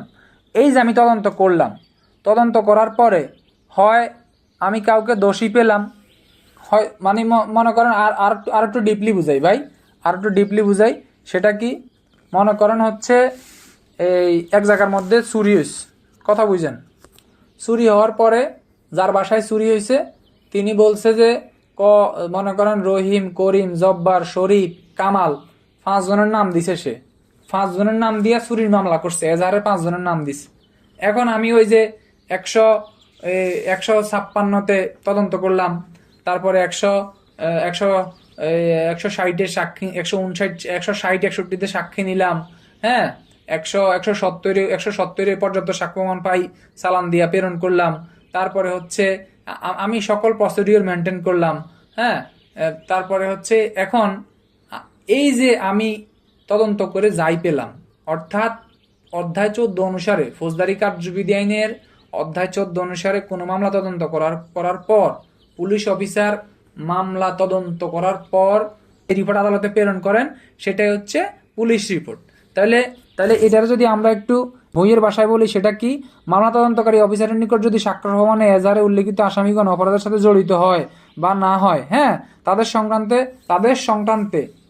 সংক্রান্তে বিবরণ 39 এবং 42 মূলে বিজ্ঞ আদালতে যে রিপোর্ট প্রেরণ করা হয় সেটাই হচ্ছে পুলিশ রিপোর্ট। তাহলে পুলিশ রিপোর্টটা আবার দুই ধরনের, অর্থাৎ আমি এতক্ষণ ধরে অধ্যায় 14 আমি মামলা রুজু হয়েছে, গ্রেপ্তার করলাম, প্রেরণ করলাম, সাক্ষী নিলাম, হ্যাঁ, সাক্ষ্য প্রমাণ পাইলাম, কেস ডায়েরি লিপিবদ্ধ করলাম, সব কিছু করলাম, করার পরে সকল কিছু সংযুক্ত করে আমি বিজ্ঞ আদালতে আমি একটা রিপোর্ট দিব। এই রিপোর্টটা আবার দুই ধরনের। আমি পুলিশ রিপোর্ট দিব 173 ধারায়, তবে পুলিশ রিপোর্টটা হচ্ছে দুই ধরনের, একটা হচ্ছে চার্জশিট, আরটা হচ্ছে ফাইনাল রিপোর্ট। চার্জশিট মূলত 1 কপির, তবে ফাইনাল রিপোর্ট হচ্ছে, চার্জশিট হচ্ছে 1 প্রকার আর ফাইনাল রিপোর্ট হচ্ছে 5 প্রকার। এমসিকিউ, চার্জশিট কয় প্রকার? চার্জশিট 1 প্রকার, ফাইনাল রিপোর্ট 5 প্রকার। এখন আসেন, তাহলে আমরা পুলিশ রিপোর্ট বুঝছি, এবার আমাদের দুইটা অপশন চলে আসছে, একটা চার্জশিট, একটা ফাইনাল রিপোর্ট। মাথা ঠান্ডা রাখি, সবাই মনোযোগ দেন। একটা চার্জশিট আর একটা কি ফাইনাল রিপোর্ট। চার্জশিট কি আর ফাইনাল রিপোর্ট কি? চার্জশিট হয়েছে এই যে মনে করেন আমি মামলাটা তদন্ত করলাম, তদন্ত করে 5 জনের নামে কিন্তু চুরি মামলা হয়েছে, কথা বুঝছেন, আমি তদন্তকারী অফিসার। এখন আমি গ্রেপ্তার করলাম বা গ্রেপ্তার না করলাম, আসামি পলাতক আছে, আমি তদন্ত করলাম, সাক্ষ্য প্রমাণ নিলাম, হ্যাঁ, সাক্ষ্য প্রমাণ নিয়ে আমি দেখলাম কি যে প্রথম 3 জন দোষী, শেষের 2 জন দোষী নয়। ঠান্ডা মাথায় বুঝে নেন ভাই, প্রথম 3 জন দোষী, শেষের 2 জন দোষী না। তাহলে প্রথম 3 জন যে দোষ করছে, এই 3 জনের বিস্তারিত নাম ঠিকানা উল্লেখ করে তাদেরকে সাজা প্রদানের জন্য আমি প্রার্থনা করব, তাদেরকে যথোপযুক্ত সাজা প্রদানের জন্য আমি প্রার্থনা করব। এটা হচ্ছে চার্জশিটের 7 নম্বর কলাম, দেখবেন আপনাদের সামনে দেওয়া আছে চার্জশিট, 7 নম্বর কলামে দেখবেন লেখা আছে। প্রথম কলামে মনে হয় বাদীর নাম, হ্যাঁ, দ্বিতীয় কলামে মনে হয় যে কোথায় কাকে কাকে গ্রেপ্তার করা হয়েছে। এই যে দেখেন, প্রথম কলামে হচ্ছে অভিযোগকারী বা বাদী, তারপর হচ্ছে গ্রেপ্তার করে কাউরে ছাড়ছেন কিনা মুসলেখা নিয়া, তারপরে কোন আদালতে মানে কি লইছে, তার কার তত্ত্বাবধানে রয়েছে, হ্যাঁ, তারপরে হচ্ছে জামিন বা মুসলেখা দিছেন কিনা, তারপরে কি কি মালামাল পাইছেন, হ্যাঁ, তারপরে 6ষ্ঠ কলামে সাক্ষীদের নাম ঠিকানা, 7ম কলামে হচ্ছে এগুলা মনে হয় পিআরবি আপনার ওই যে এটারে কি বলে 272-এ, আপনার পিআরবি 272-এ একবারে এগুলার বিস্তর দেওয়া আছে, বুঝছেন নি ভাই? হ্যাঁ, তারপরেও যারা থানায় চাকরি করেন এরা দেখবেন চার্জশিটের কপি বুড়ে আছে, একটা চার্জশিটের কপি দেখলেই আপনি বুঝতে পারবেন, বুঝছেন নি? চার্জশিটের 7 নম্বর কলামে দেখবেন লেখা আছে আপনার যে এই যে ঘটনাটা যে ঘটছে, আমি যে পুলিশ অফিস আমি যে তদন্ত করছি, আমি তদন্ত কইরা আমি 5 জনের মধ্যে 3 জনরে পাইছি আমি দোষী, 3 জনে অপরাধ করছে, 3 জনরে আমি 3 জনে যথোপযুক্ত সাজা পাওয়ার জন্য আমি আবেদন করব, আর 2 জনরে আমি মামলা থেকে অব্যাহতি পাওয়ার জন্য, অপরাধ থেকে অব্যাহতি পাওয়ার জন্য। হ্যাঁ, ঠিক আছে, পলাতক থাকলে সম্পত্তির তালিকা দিতে হবে। আচ্ছা, এখন এই যে মনে করেন মামলায় 5 জনের বিরুদ্ধে মামলা করছেন, 3 জনরে পাইলেন দোষী, 2 জনরে পাইলেন নির্দোষী, ঠিক আছে? তাহলে আপনি 3 জনের সাজা পাওয়ার জন্য আবেদন দিবেন এবং মানে প্রার্থনা চাইবেন 7 নম্বর কলামে বিবরণীতে, আর 2 জনেরকে আপনি এই মামলার দায় হতে বেকসুর খালাস দেওয়ার জন্য, মামলার দায় হতে অব্যাহতি দেওয়ার জন্য আদালতের কাছে আপনি অনুরোধ করবেন। এই যে আপনি তদন্ত করে যে জিনিসটা পাইলেন, এইটা যে বিজ্ঞ আদালতে তাদেরকে সাজা দেওয়ার জন্য আপনি কি করলেন, আপনি যে প্রেরণ করলেন, এটা হচ্ছে আপনার চার্জশিট। কি বলছি কথা বুঝছেন নি ভাই? এখন আসেন ফাইনাল রিপোর্ট কি? যেটা চার্জশিট সেটা বাংলা হচ্ছে অভিযোগপত্র, আর পিআরবি হচ্ছে 272, বিবি ফরম 39, আর যেটা হচ্ছে ফাইনাল রিপোর্ট, এটা হচ্ছে চূড়ান্ত প্রতিবেদন, আর বিবি ফরম 42, পিআরবি 275, ঠিক আছে? এগুলো আমার নোটে দেওয়া আছে। তারপরে আবারও বলি, এখন এই ফাইনাল রিপোর্টটা মূলত 5 ধরনের হয়। আপনি একটা মামলা করছেন, আপনার মামলায় যে সবসময় সত্যিই হবে, মেহেদি বলছে যে স্যার আমার বাসা থেকে তো 10 ভরি স্বর্ণ খোয়া গেছে, ঠিক আছে? এখন এই ধরনের মামলা বরিশাল এলাকায় বেশি হয়, বরিশালে, হ্যাঁ, এখন এখন এই যে তার বাসা থেকে কি হয়েছে, 5 ভরি স্বর্ণ খোয়া গেছে। আচ্ছা, তো কে কে চোর ছিল, অমুক অমুক ছিল, সন্দেহভাজন 5 জনের নাম দিয়ে দিছে। এখন পুলিশ অফিসার ওইখানে গেছে, আশেপাশে 2-4-5 কিলোমিটারের মধ্যে সিসিটিভি ফুটেজ সব দেখলো, হ্যাঁ, এবং মেহেদির বেশভূষা দেখি কখনোই মনে হয় না তার বাসা থেকে 5 ভরি স্বর্ণ চুরি হইতে পারে। তখন এই যে আপনি এজাহারটা দায়ের করলেন, হ্যাঁ, আপনি কি করলেন, আপনি এই ধরনের একটি এজাহার দায়ের করলেন। দায়ের করার পরে আপনার কি হয়েছে, আপনার ওইখানে যায় দেখছে কি এটারে মামলার আইউরে বলে মামলার গ্রাউন্ডস মিথ্যা। মামলার গ্রাউন্ডস হচ্ছে মিথ্যা, মানে আপনি যে মামলাটা করছেন এটা সম্পূর্ণরূপে কি বলে বোকাস, ঠিক আছে, মানে মূল্যহীন। এই যে এই যে মানে আপনি করলেন, আপনি মামলাটা করেই আসলেন, হ্যাঁ, কিন্তু আপনার কোনো কিছুই প্রমাণ নাই ওইখানে। এই যে আপনি একটা মিথ্যা মামলা করে আসছেন, এইটা যদি করেন তাহলে মামলার আয়ু তদন্ত করলো, সাক্ষীটাকে নিল, আশপাশে মানুষের জিজ্ঞাসাবাদ করলো, সে দেখলো মামলার কোনো কিছুই সে মানে যে এজাহারটা দায়ের করছে এই ধরনের কোনো কিছু ঘটে নাই। তখন সে কি করবে, ফাইনাল রিপোর্ট মিথ্যা দাখিল করবে। আচ্ছা, তাহলে ফাইনাল রিপোর্ট সত্য কি? ফাইনাল রিপোর্ট সত্য হয়েছে মেহেদি মামলা করছে, তার বাসার মধ্যে চুরি হয়েছে 5 ভরি স্বর্ণ। ভাগ্য ভালো, মেহেদির ভাগ্য খারাপ, মেহেদির বাসায়ও সিসি ক্যামেরা নাই এবং মেহেদির বাসার আশপাশে কোথাও কোনো সিসি ক্যামেরা নাই। এবং চোরেরা এতটাই ধুরন্ধর যে, হ্যাঁ, যে ওরা যে চুরি করছে এই ঘটনাটা সত্য, মেহেদির স্বর্ণ খোয়া গেছে এটাও সত্য, কিন্তু মেহেদি জানে না কে চুরি করছে, অজ্ঞাতনামা চোর। এখন তাইলে কি, তাহলে ঘটনা সত্য কিন্তু সাক্ষী নাই, ঘটনা সত্য কিন্তু আসামিকে এইটা বলা যাচ্ছে না। সাক্ষী আছে, প্রমাণ আছে, সবই আছে, কিন্তু আসামিটাকে এটাই হচ্ছে পাওয়া যাচ্ছে না। তখন কি করবে, তখন ফাইনাল রিপোর্ট সত্য দাখিল করবে। তাহলে দুইটা গেল, একটা গেল কি ফাইনাল রিপোর্ট মিথ্যা, মেহেদি মামলা করছে একটা হয়রানিমূলক মিথ্যা মামলা করছে, আর একটা গেল কি ফাইনাল রিপোর্ট সত্য, অর্থাৎ সকল কিছু মামলার ঠিক আছে কিন্তু নাই, কি নাই, তার হচ্ছে মানে ওই আসামিকে এইটা ডিটেক্ট হচ্ছে না। তখন ঘটনা সত্য, আসামি ডিটেক্ট হচ্ছে না, তখন কি দিবে, তখন দিবে ফাইনাল রিপোর্ট সত্য। আচ্ছা, তারপরে কি দেবে, ফাইনাল রিপোর্ট আমলের অযোগ্য, চূড়ান্ত প্রতিবেদন আমলের অযোগ্য। অর্থাৎ আপনি মামলা করে আসছেন 326-এ, আপনাকে হচ্ছে মানে কোপ দিয়ে হাত ফালাই দিচ্ছে গুরুতর আঘাতের। এখন ওইখানে মামলার সাক্ষ্য প্রমাণ নিয়ে তদন্ত করে, হ্যাঁ, দেখলো যে সমস্ত কিছু তদন্ত করে দেখলো কি আপনার হাতটা ফালায় নাই, আপনাকে ধাক্কা দিছে, ধাক্কা দেওয়ার পরে আপনি হাতে একটু ব্যথা পাইছেন। এমন আঘাত হয় নাই যেটা 20 দিন আপনি কাতরাইছেন, হাতে ব্যথা পাইছেন। অথবা আপনি এজাহার দাখিল করে আইছেন, আপনার হাতে ফালাই দিছে, তদন্ত করে দেখলো কি হাত দিয়ে আপনাকে একটা চটকনা দিছে। তাহলে চটকনা দেওয়াটা কি আমাদের অযোগ্য অপরাধ। এই যে আপনি তদন্ত করে আমাদের অযোগ্য অপরাধ পাইছেন, তাহলে আপনি কি দিবেন, আপনি দিবেন ফাইনাল রিপোর্ট আমলের অযোগ্য। আচ্ছা, তাহলে কি, তাহলে আর একটা আছে আমাদের অযোগ্য। এরপরে বলছে কি আইনগত ভুল, মামলা করে আসছেন 326-এ, এজাহার দায়ের করে আসছেন 326-এ, কিন্তু ওইটা 326-এর ঘটনা ঘটে নাই, ওইটার ঘটনা মনে করেন ঘটছে 324-এর। বলছে যে ফাইনাল রিপোর্ট হচ্ছে আইনগত ভুল। আর আপনি যে এজাহার করছেন, এজাহারে আপনি যাইয়া বলছেন যে ওইখানে হচ্ছে ডাকাতি হয়েছে, কিন্তু তদন্ত করে পাইছে ওটা ডাকাতি না, ওটা দস্যুতা। এটা হচ্ছে আইনগত ভুল। অর্থাৎ যেই ধারায় আপনি মামলা এজাহার দাখিল করে আসছেন ওই ধারায় হচ্ছে আপনার না হয়, তদন্ত হওয়ার পরে দেখছে যে ওই ধারায় অপরাধ সংগঠিত হয় নাই, অন্য একটা ধারায় অপরাধ সংগঠিত হয়েছে। এই যে এই ঘটনাটা ঘটছে, তখন হচ্ছে আপনার কি হবে, সেটা হচ্ছে আপনি ফাইনাল রিপোর্ট আইনগত ভুল। এখন আসেন ফাইনাল রিপোর্ট তথ্যগত ভুল। তথ্যগত ভুল কি, আপনি দিয়ে আসছেন, আপনি যে এলাকা, যে স্থান, হ্যাঁ, যে অপরাধের বিবরণ সম্বলিত যে এজাহারটা দাখিল করে আসছেন, এইখানে আপনার তথ্যের ভুল আছে। অর্থাৎ তথ্যের ভুল কি, মনে করেন অনেকটা সিমিলার আইনগত ভুলের মতো। এটা কি, এটা হচ্ছে মনে করেন আপনার তথ্যগত ভুলটা হচ্ছে এটাই যে তদন্ত করা যদি প্রতীয়মান হয় এজাহারে বর্ণিত ঘটনার তথ্যের সাথে তদন্ত, অর্থাৎ ঘটনাটা ঘটছে স্কুলের সামনে, ঘটনাটা ঘটছে টেকনাফ থানার সামনে, হ্যাঁ, আপনি বলে আসছেন ঘটনাটা ঘটছে টেকনাফ বাস স্ট্যান্ডে। এই যে আপনি তথ্যগত একটা ভুল দিয়ে আসলেন, যদি এই ধরনের তদন্ত যদি প্রতীয়মান হয় যে ঘটনা ঘটছে এক জায়গায় দেখাইছে আরেক জায়গায়, যদি এই ধরনের কিছু প্রতীয়মান হয় তাহলে হচ্ছে আপনি ফাইনাল রিপোর্ট তথ্যগত ভুল আপনি দাখিল করবেন। তাইলে 173-এর মূল কথা কি, 173-এর মূল কথা হচ্ছে আপনার পুলিশ রিপোর্ট।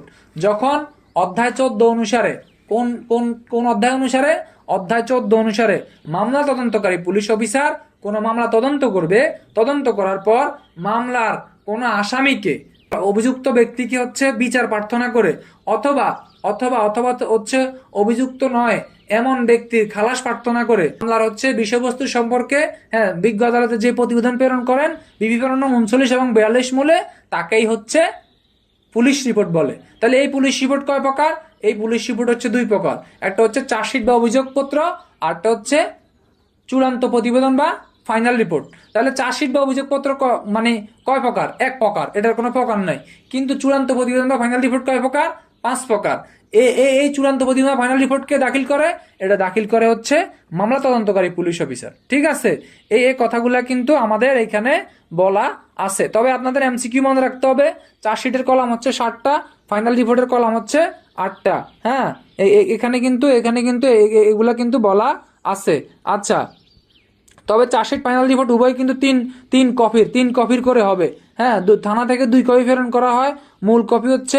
মূল কপি আদালতে, 1 কপি সার্কেল অফিসে, এবং থানায় কিন্তু দেখবেন রেজিস্টার আছে, চার্জশিটের একটা রেজিস্টার আছে, ফাইনাল রিপোর্টের একটা রেজিস্টার আছে। যারা থানা চাকরি করেন তারা দেখবেন ওই চার্জশিটের রেজিস্টারে চার্জশিটটা দেওয়ার পরে মুন্সি কি করে, ওই রেজিস্টারের পৃষ্ঠার উপরে ওইটারে আঠা দিয়ে লাগাই রাখে, মামলার বিবরণ সব চার্জশিটে দিয়ে দিছি, আপনাদের এখানে পাবেন। এই ছিল আমাদের চার্জশিট এবং ফাইনাল রিপোর্ট। চার্জশিটে মূলত কি হয়?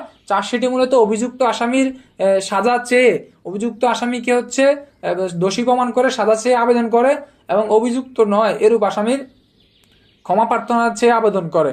এই ছিল চার্জশিট। আর ফাইনাল রিপোর্টটা হচ্ছে 5 প্রকার, চূড়ান্ত প্রতিবেদনটা হচ্ছে 5 প্রকার। সেটা কি? সেটা হচ্ছে চূড়ান্ত প্রতিবেদন সত্য, মিথ্যা, আমলের অযোগ্য, আইনগত ভুল, তথ্যগত ভুল। ঠিক আছে, যারা ইংরেজি পারেন ইংরেজি দিবেন, যারা বাংলা পারেন বাংলা দিবেন, অসুবিধা নাই। এই ধারা থেকে আমাদের অনেকগুলো এমসিকিউ আসতে পারে। ঠিক আছে, 173-এর পুলিশ রিপোর্ট থেকে কিন্তু আমাদের অনেকগুলো এমসিকিউ আসতে পারে ভাই। মেইন বইতে দেখবেন একটা কথা লেখা আছে। কি লেখা আছে? এই প্রশ্নটা একবার বিভাগীয় পদোন্নতি পরীক্ষা আসছে, সবাই ব্যবসাকা খেয়ে গেছে। এটা আপনাদের আজকে বাড়ির কাজ। পুলিশ রিপোর্টে কি বিষয় উল্লেখ থাকে? পুলিশ রিপোর্টে এইখানে চার্জশিট ফাইনাল রিপোর্ট থেকে প্রশ্ন না দিয়ে দিছে পুলিশ রিপোর্টে কি বিষয় উল্লেখ থাকে, কেউ লিখতে পারে নাই। দেখেন যাদের কাছে মেইন বই আছে, হ্যাঁ, মেইন বইয়ের ভাষ্যতে গেলে দেখবেন লেখা আছে যে তদন্ত অনাবশ্যকীয় বিলম্ব না করে সমাপ্ত করতে হবে। তদন্ত শেষে যে ম্যাজিস্ট্রেট অপরাধটি আমলে আনতে ক্ষমতাপ্রাপ্ত, হ্যাঁ, তার কাছে সরকার কর্তৃক নির্ধারিত ফরমে একটি রিপোর্ট প্রদান করতে হবে। ওই যে পুলিশ রিপোর্ট দিতে হবে। তারপরে বলছে রিপোর্টে নিম্নলিখিত বিষয়সমূহ উল্লেখ থাকবে। তাহলে পুলিশ রিপোর্টে কি বিষয় উল্লেখ থাকবে? শর্ট প্রশ্ন, 3 মার্কের প্রশ্ন এটা আসতে পারে যে পুলিশ রিপোর্ট কাকে বলে এবং এতে কি বিষয় উল্লেখ থাকবে। এটা আজকের বাড়ির কাজ ভাই। পুলিশ রিপোর্ট কাকে বলে এবং এতে কি বিষয় উল্লেখ থাকে। দেখেন এখানে লেখা আছে: 1 পক্ষ সমূহের নাম, 2 খবরের প্রকৃতি, 3 ঘটনার সাথে পরিচিত এমন ব্যক্তি সমূহের নাম, 4 আসামি গ্রেপ্তার করা হলে তাকে আদালতে পাঠানো হয়েছে কিনা বা তাকে তার নিজ মুচলেকায় ছেড়ে দেওয়া হয়েছে কিনা, মুচলেকায় ছাড়া হয়ে থাকলে জামিনদার সহ নাকি ব্যতীত। হ্যাঁ, এই কথাগুলা কিন্তু উল্লেখ থাকবে। তার নিচেই দেখবেন লেখা আছে উক্ত রিপোর্ট 2 ধরনের হয়ে থাকে। তাহলে কি পুলিশ রিপোর্ট কয় ধরনের আমরা শিখছি? 2 ধরনের। একটা হচ্ছে চূড়ান্ত প্রতিবেদন বা চূড়ান্ত রিপোর্ট বা ফাইনাল রিপোর্ট, আর একটা হচ্ছে অভিযোগপত্র বা চার্জশিট। তাহলে আপনাদের বাড়ির কাজ হচ্ছে পুলিশ রিপোর্ট কাকে বলে এবং ইহাতে কি বিষয় লিপিবদ্ধ থাকে। এটা কিন্তু প্রশ্ন এখানে আউট করে দিছে, জাস্ট আপনারা লিখবেন। 173 থেকে আরো কিছু কথা আছে ভাই। এতক্ষণ ধরে আমরা যে বক্তব্য দিছি সব 173-এর কত ভাই? 1-এর ক। এখন আসেন 1-এর খতে কি বলছে। 1-এর খতে বলছে যেই ব্যক্তি অপরাধ সংগঠন সম্পর্কে প্রথম সংবাদ দিয়েছিলেন সরকার কর্তৃক নির্ধারিত ফরমে, হ্যাঁ, উপায়ে তাকে কি করতে হবে? গৃহীত ব্যবস্থা জানাইতে হবে। অর্থাৎ শাহরিয়ার ভাই মামলা করছে। কে মামলা করছে? শাহরিয়ার ভাই। তদন্ত করছে রবিউল, মামলার আয়ু। এখন আপনি যে মামলা তদন্ত করছেন, মামলা তদন্তের ফলাফল সম্পর্কে আপনি কিন্তু বাদীকে কি করতে হবে? বাদীকে জানাইতে হবে। যেই ব্যক্তি অপরাধের সংবাদ দিছে, অর্থাৎ যে মানে করছে, মামলাটি করছে, অর্থাৎ বাদী, বাদীকে আপনি কি করতে হবে ভাই? অপরাধে মানে আপনি মামলা তদন্ত করে কত দূর কি অগ্রসর হইলেন এইটা সম্পর্কে তাকে আপনি জানাইতে হবে। এটা বলছে আপনার এই যে 173-এর 1-এর খত। 173-এর 2 একটু লিখে রাখেন। 173-এর 2 বলছে পূর্ণ তদন্ত বা, একটু নোট খাতা লিখে রাখেন ভাই, পূর্ণ তদন্ত বা অধিকতর তদন্ত। কি তদন্ত? পুনঃতদন্ত মানে পুনরায় তদন্ত বা অধিকতর তদন্ত 173(2) 173(2) বলছে এই যে আপনি এতক্ষণ ধরে তদন্ত করলেন, তদন্ত করার পরে আপনি 173 ধারা রিপোর্ট দিলেন, রিপোর্ট দেওয়ার পরে ম্যাজিস্ট্রেট আপনার রিপোর্টটা পাইয়া ম্যাজিস্ট্রেট সন্তুষ্টি বিধান করেন নাই, তখন ম্যাজিস্ট্রেট মানে সারিয়ার একটা রিপোর্ট দিছে, চার্জশিট দিছে বা ফাইনাল রিপোর্ট যাই দিছে, দেওয়ার পরে সারিয়ারে বলছে তোমার এই চার্জশিট বা ফাইনাল রিপোর্ট পছন্দ হয় না, তুমি আবার তদন্ত করো। এটা তিনি সারিয়ারও দিতে পারবেন। কাকে দিতে পারবেন? 173(2) বলছে পুনঃতদন্ত বা অধিকতর তদন্ত। অনেক সময় দেখবেন আপনি তদন্ত প্রতিবেদনটা দিছেন, দেওয়ার পরে ম্যাজিস্ট্রেটের কাছে সেটা সন্তুষ্ট বিধান হয় নাই, ম্যাজিস্ট্রেট মনে করতেছে যে চার্জশিট বা ফাইনাল রিপোর্ট যাই দিছেন এটাতে অপরাধের পূর্ণাঙ্গ মানে বিবরণটা উঠে আসে নাই, অপরাধের সঠিক তদন্তটা হয় নাই। তখন ম্যাজিস্ট্রেট সাহেব কি করবে? ম্যাজিস্ট্রেট সাহেব আপনারে দিয়েই, আপনি সারিয়ারে দিয়েই আবার তদন্ত করাইতে পারবে, অথবা থানা পুলিশ বাদ দিয়া পিবিআই রে দিতে পারবে, এসবিআই দিতে পারবে। ওই যে র্যাব না, পিবিআই করে, তারপরে ডিবি করে, সিআইডি করে। এই যে আপনার মানে বিভিন্ন সংস্থা দিয়ে তদন্ত করায়, এর 173(2), অর্থাৎ প্রথম পার্টি বাদ দিয়া বি পার্টি নিয়োগ করে। ঠিক আছে, এটা হচ্ছে 173(2) পুনঃতদন্ত বা অধিকতর তদন্ত। এখানে 3 অনেক কথা বলছে, এত পেশাপেশির দরকার নাই। হ্যাঁ, 173(3), 3 ক এবং ক খ এগুলো এত দরকার নাই, এগুলো জাস্ট একটু জানার মতো রিডিং পড়ে নেবেন, এগুলো এত পেশাপেশি এখানে আসবে না। তবে 173(3) খটা একটু পড়তে হবে। 173(3) খতে কি বলছে ভাই? 173(3) খতে দেখবেন বলা আছে তদন্ত পুনরুজ্জীবিতকরণ, যার কথা বলা আছে পিআরবি 277-এ। তদন্ত পুনরুজ্জীবিতকরণ কি? মনে করেন আপনি সারিয়ার, আপনি কি দিলেন? আপনি হচ্ছেন একটা মামলায় চার্জশিট বা ফাইনাল রিপোর্ট কিছু একটা দিলেন, দেওয়ার পরে পরবর্তীতে আপনি কি পাইলেন? আপনি এই মামলা সংক্রান্তে আরো অনেক কিছু আপনি আরো কিছু তথ্য পাইলেন। এই যে আপনি কিছু তথ্য যে আপনি পাইছেন, এই পাওয়াটা আপনি কি করবেন? আপনি পুনরায় হচ্ছে সরকার নির্ধারিত ফরমে আপনি হচ্ছে ম্যাজিস্ট্রেটের কাছে আপনি প্রেরণ করবেন। এই তদন্ত পুনরুজ্জীবিতর ক্ষেত্রে ভারপ্রাপ্ত কর্মকর্তা নিজেও করতে পারে বা অধস্তন কোনো অফিসার দ্বারাও তিনি এটা এরূপ তদন্ত করতে পারে। ঠিক আছে, তাহলে আমরা এসে নতুন 2টা বিষয় শিখলাম ভাই। একটা হচ্ছে তদন্তের পুনরুজ্জীবিতকরণ, আরটা হচ্ছে পুনঃতদন্ত বা অধিকতর তদন্ত। পুনঃতদন্ত বা অধিকতর তদন্ত একই কথা, আর তদন্ত পুনরুজ্জীবিত হচ্ছে ভিন্ন কথা। তবে এখানে আপনাকে মনে রাখতে হবে সম্পূরক ফাইনাল রিপোর্ট বা সম্পূরক চার্জশিট কি। এই যে মনে করেন একটা মামলায় আপনি সারিয়ার সাহেব একবার আপনি চার্জশিট বা ফাইনাল রিপোর্ট দিয়ে দিচ্ছেন, পরবর্তীতে 173(3) খতে আইসা বলছে আপনি তো চার্জশিট দিয়েই দিচ্ছেন, আপনার কাছে মনে হয়েছে 3 জন দোষী 2 জন নির্দোষী, কিন্তু আপনার কাছে এখন আইসা মনে হইতেছে যে না, এই মামলায় আরো 2 জন অপরাধী যুক্ত হইতে পারে, এই মামলায় আরো 2 জন অপরাধীর ভিতর দোষী। তখন আপনি এই 2 জনের জন্য আলাদা একটা চার্জশিট তৈরি করবেন। যদি ফাইনাল রিপোর্ট হয় তাহলে যদি ফাইনাল রিপোর্টের দিকে যায় তাহলে আলাদা একটা ফাইনাল রিপোর্ট তৈরি করবেন। এই যে 173(3) খতে আপনি নতুন ফাইনাল রিপোর্ট বা চার্জশিট দিবেন, এটাই হচ্ছে সম্পূরক ফাইনাল রিপোর্ট বা সম্পূরক চার্জশিট। এই ছিল আমাদের 173 ধারা। অর্থাৎ মামলার পুনরুজ্জীবিত তখনই হয় যখন হচ্ছে মামলাটা হচ্ছে একবার আপনি চার্জশিট ফাইনাল রিপোর্ট দিয়েই দিয়েছেন, তারপরে যদি মামলা সংক্রান্ত নতুন কোনো তথ্য পান তখন হচ্ছে আর পুনরুজ্জীবনটা করতে পারবেন। আচ্ছা, আসামি কখন নকল নিতে পারে? আসামি যখন আদালতে আবেদন করবে তখন নকল নিতে পারবে, তদন্ত বা বিচারের পূর্বেই। এটা তো টিকা বা এরকম কিছু আসতে পারে। হ্যাঁ, এটা 174 সাইডে দেখেন লেখা আছে, আসামি আবেদন করলে তদন্ত বা বিচারের পূর্বে এই ধারা অনুসারে ফেরিতের নকল তাকে সরবরাহ করা যাইতে পারে। আসামি আবেদন করলে কি পুলিশ রিপোর্টের নকল পাইতে পারে? বা ব্যাখ্যা করুন, এই ধরনের প্রশ্ন আসতে পারে। আসলে কিন্তু আপনি এই যে 73(4) অথবা 173 উভয়টা দিতে পারবেন।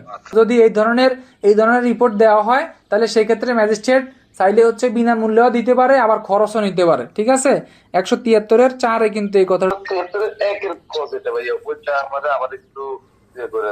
173 ধারার 1 কর মধ্যে ওই যে কথাটা বলছি, মামলা তদন্ত শেষে পুলিশ অফিসার বিজ্ঞ আদালতে পুলিশ রিপোর্ট প্রেরণ করবে, এটাই হচ্ছে 173(1) ক।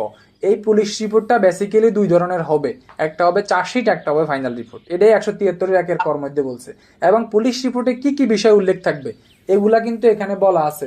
বলছে ক্ষমতা সম্পন্ন ম্যাজিস্ট্রেটের কাছে কি দিবে, সরকারের নির্ধারিত ফরমে কি দিবে, পুলিশ রিপোর্ট দিবে। তাতে কি কি উল্লেখ থাকবে পক্ষসমূহের নাম, উল্লেখ থাকবে সংবাদ, ওই যে কি অপরাধের কারণে আপনি দিতেছেন, যারা ঘটনার পরিস্থিতি মানে যারা সাক্ষী তাদের নাম, তারপরে বলছে আসামিকে গ্রেপ্তার করা হলে আপনি ইতিপূর্বে যদি এই মামলায় কোনো আসামিকে গ্রেপ্তার করছেন তাদের বিবরণ, তাদেরকে গ্রেপ্তার করে প্রেরণ করছেন কিনা, নাকি মুসলেকে নিয়ে ছেড়ে দিয়েছেন সেটার বিবরণ, এগুলোই আর কি।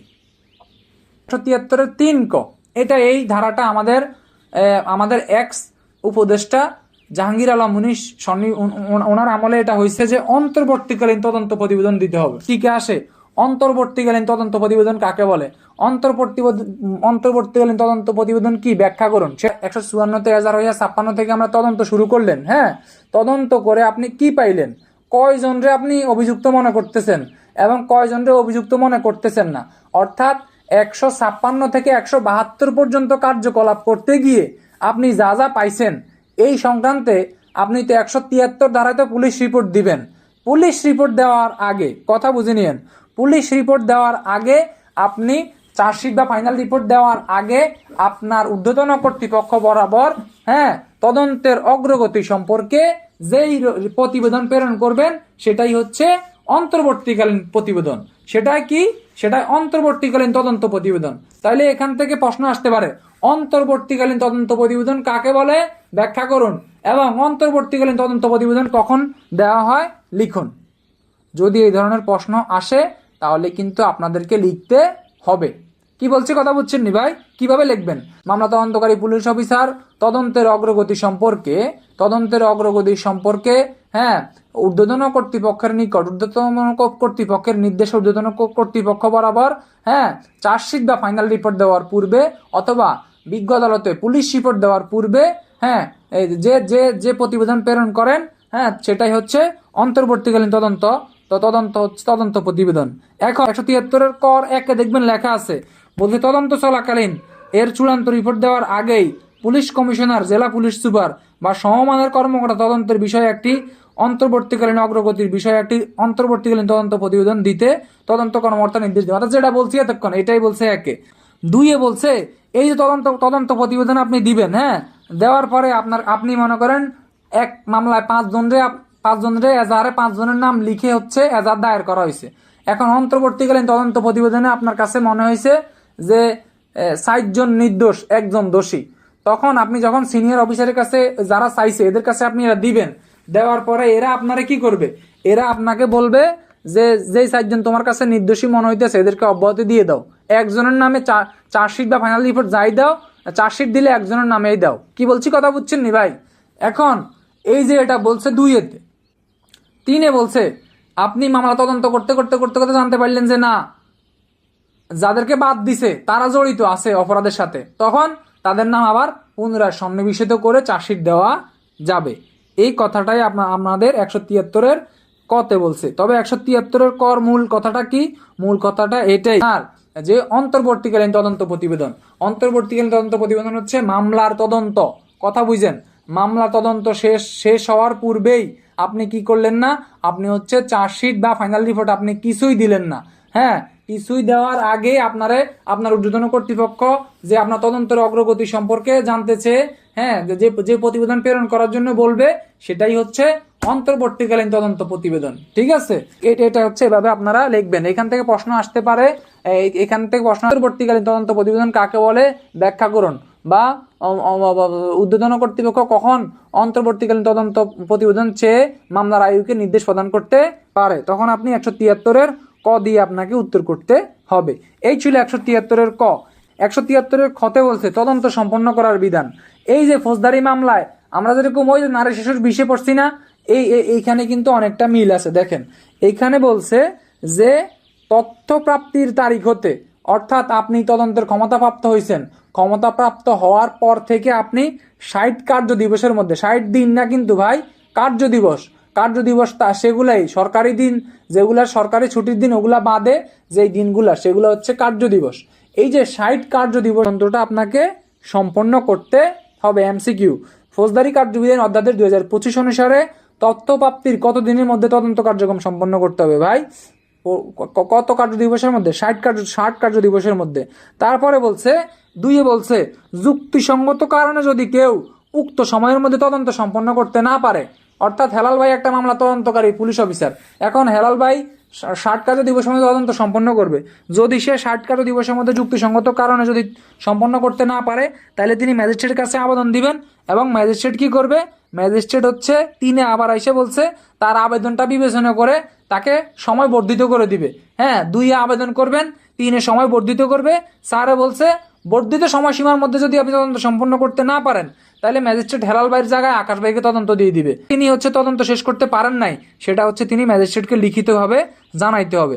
5 আবার আইসা বলছে যে দাখিলকৃত ব্যাখ্যা, হ্যাঁ, তদন্তকারী কর্মকর্তা কোনো ব্যাখ্যা দাখিল না করেন, তবে ম্যাজিস্ট্রেট কি করবে, অন্য একজন অফিসারকে দিয়া হচ্ছে তদন্ত পরিচালনা করতে বলবেন। এবং সে যে যথাসময়ে তদন্ত প্রতিবেদন দেয় নাই, এই মর্মে তার কেন দেয় নাই, সে যে গাফিলতি করছে, ওই যে নারী শিশু 20-6 পড়ছি না, সে যে গাফিলতি করছে, এই গাফিলতির দায়ে তার যে কর্তৃপক্ষ থাকবে, কর্তৃপক্ষ বরাবর নোটিশ দিবে যে সে যে কি করে নাই, সে যে গাফিলতি করছে, যথাসময়ে তদন্ত প্রতিবেদন দাখিল করে নাই, তার বিরুদ্ধে বিভাগীয় ব্যবস্থা নেওয়ার জন্য।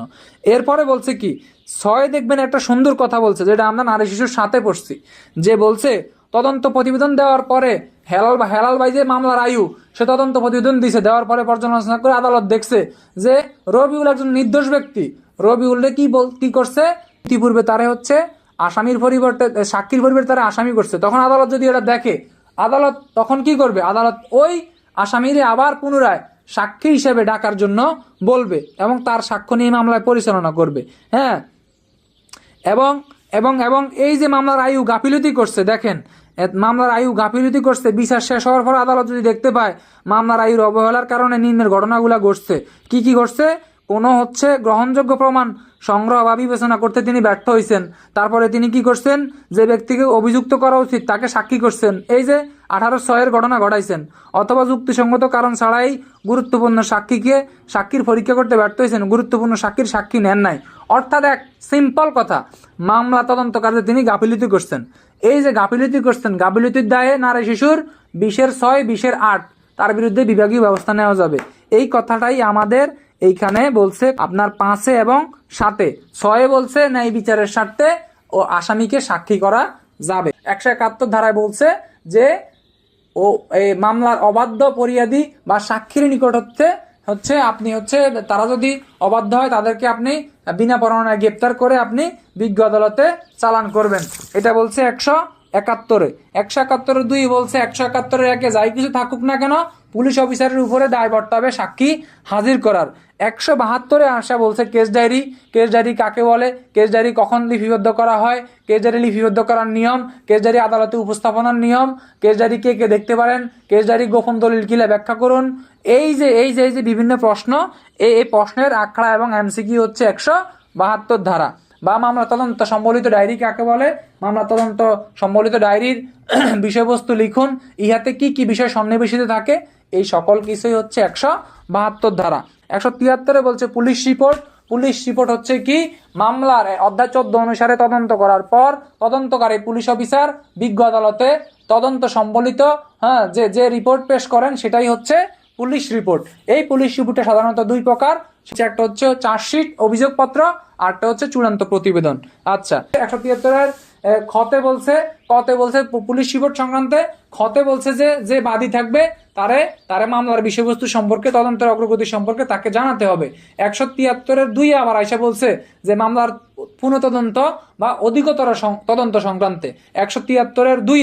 173-3 খতে আবার আইসা বলছে মামলার হচ্ছে পুনরুজ্জীবন বা মামলা তদন্ত পুনরুজ্জীবনকরণ, এটা বলছে 173-3 খতে। 173-4 বলছে যে আসামি যদি মামলা নকল চায়, আসামি যদি পুলিশ রিপোর্টের নকল চায়, তাহলে তদন্ত বা বিচার আরম্ভ হওয়ার পূর্বে তাকে কি করা যাবে, এই ধরনের নকল সরবরাহ করা যাবে। তবে ম্যাজিস্ট্রেট যদি মনে করে এই ধরনের নকল সরবরাহের ক্ষেত্রে তাকে ওই নকল দেওয়ার সময় তার কাছ থেকে খরচ নিতে পারবে। এটা বলছে 173-4। তবে 173-এর কতে আইসা আবার বলছে এই যে অন্তর্বর্তীকালীন তদন্ত পুলিশ রিপোর্ট দেওয়ার পূর্বে ঊর্ধ্বতন কর্তৃপক্ষের নির্দেশে তদন্তের অগ্রগতি সংক্রান্তে, তদন্ত করে কি পেলেন এই সংক্রান্তে ঊর্ধ্বতন কর্তৃপক্ষ বরাবর যে রিপোর্টটা উপস্থাপন করা হয় সেটাই হচ্ছে অন্তর্বর্তীকালীন তদন্ত প্রতিবেদন। 173 খতে বলছে ফৌজদারি মামলা তদন্ত সময়সীমা হয়ে যাবে 60 দিন। হ্যাঁ, তারপরে আবার আইসা বলছে যে 60 দিনের মধ্যে সম্পন্ন করতে না পারলে কি করবেন। হ্যাঁ, এবং যদি তদন্ত যদি আদালতের যদি মনে করে তদন্তকারী কর্মকর্তা তদন্ত করতে গাফিলতি করছেন, তার বিরুদ্ধে ব্যবস্থা নেবে 5 এবং 7 এবং 6 আইসা বলছে ন্যায় বিচারের স্বার্থে যদি কাউকে সাক্ষী করা প্রয়োজন হয় তাহলে তাকে সাক্ষী করবে। এই ছিল আমাদের আজকের আলোচ্য বিষয়।